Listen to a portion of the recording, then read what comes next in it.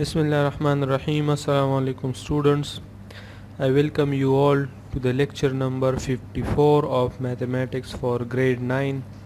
Previous lecture में हमने exercise 7.1 start किया था और उसका क्वेश्चन नंबर 1, 2, 3, 4 और 5 हमने सॉल्व किए थे।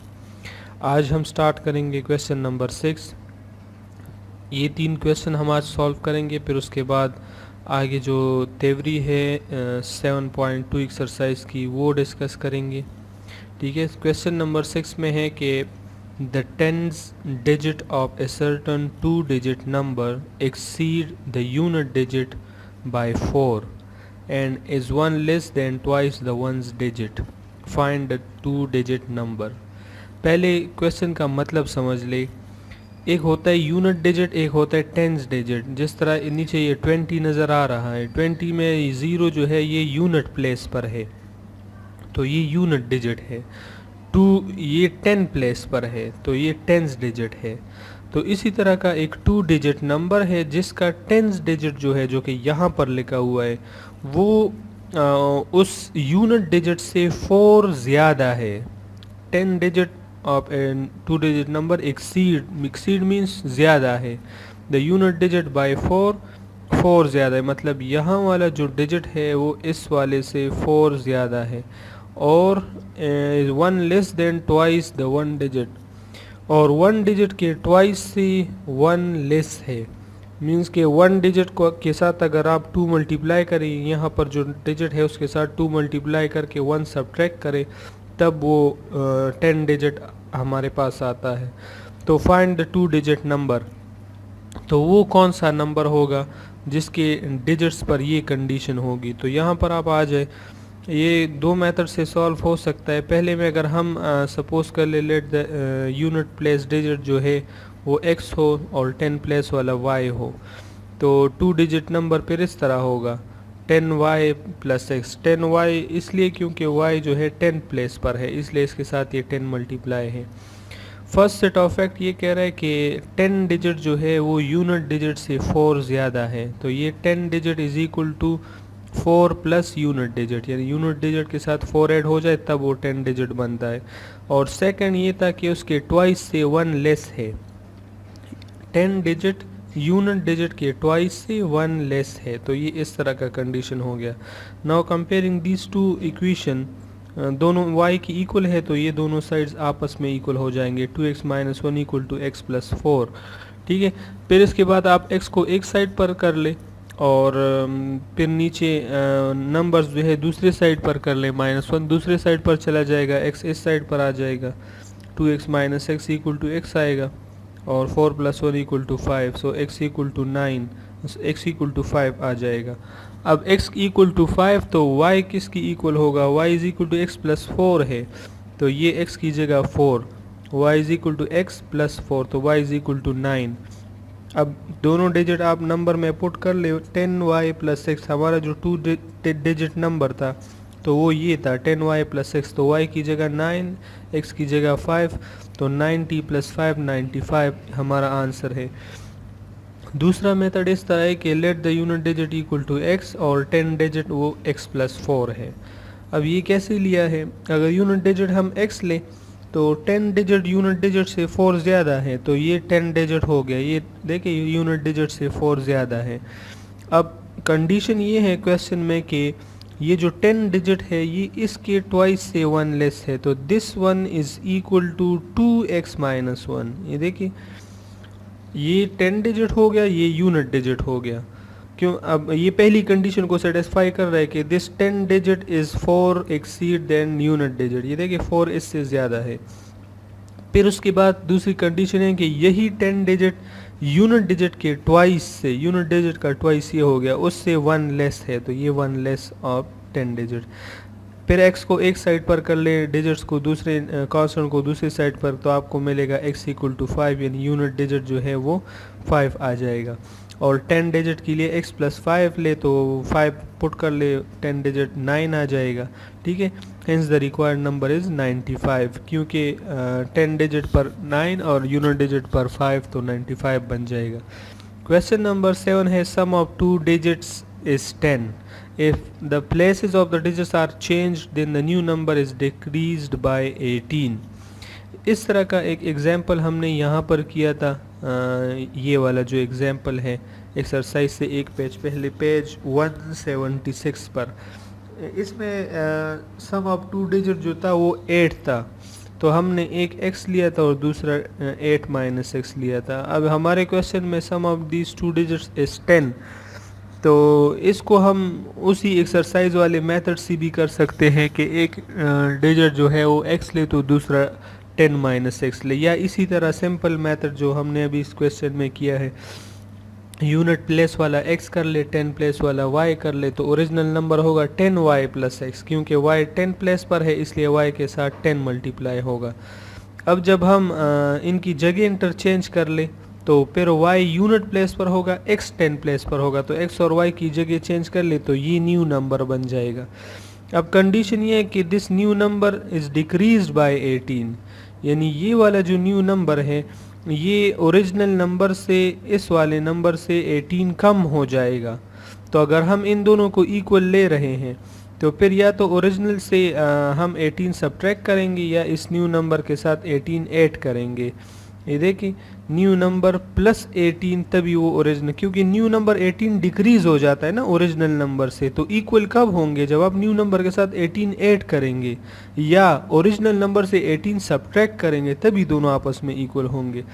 यहाँ पर आप देखिए according to the given condition sum of two digits is 10, sum of two digits is 10, तो x plus y equal to 10 आएगा and y is equal to 10 minus x, ये इसी इक्वेशन से आ गया। ठीक है, अच्छा कंडीशन ये है, तो उसके बाद हमारे पास ये न्यू नंबर आ गया, ये 10x प्लस वाई प्लस 18, ये वाला प्लस 18 है, ओरिजिनल नंबर ये आ गया।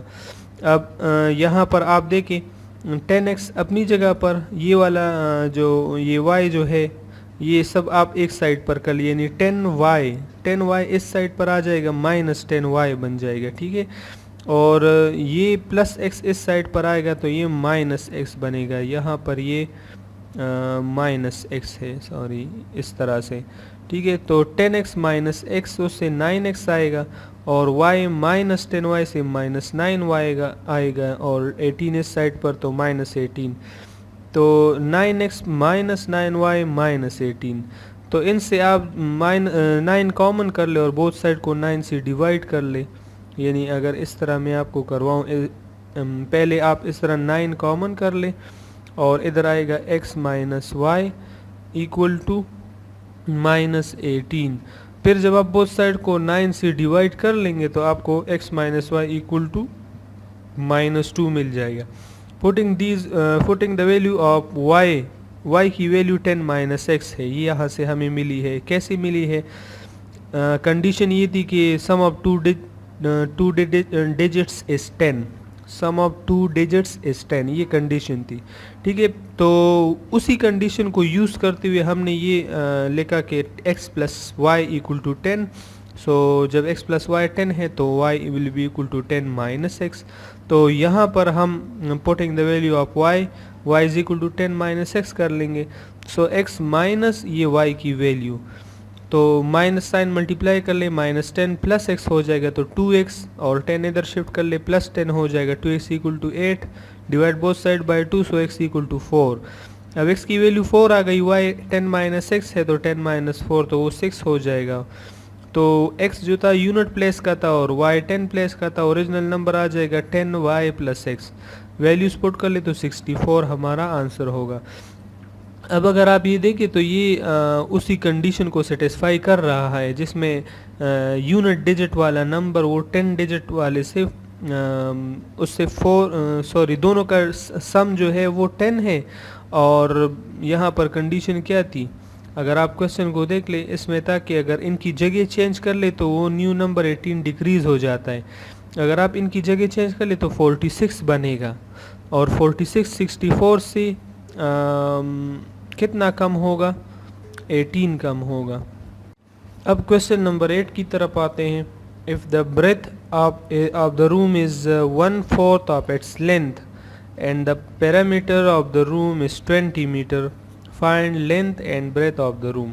एक रूम है, उसका लेंथ जो है उसका वेड्थ यानी ब्रेथ उसकी लेंथ का फोर्थ है, 1/4।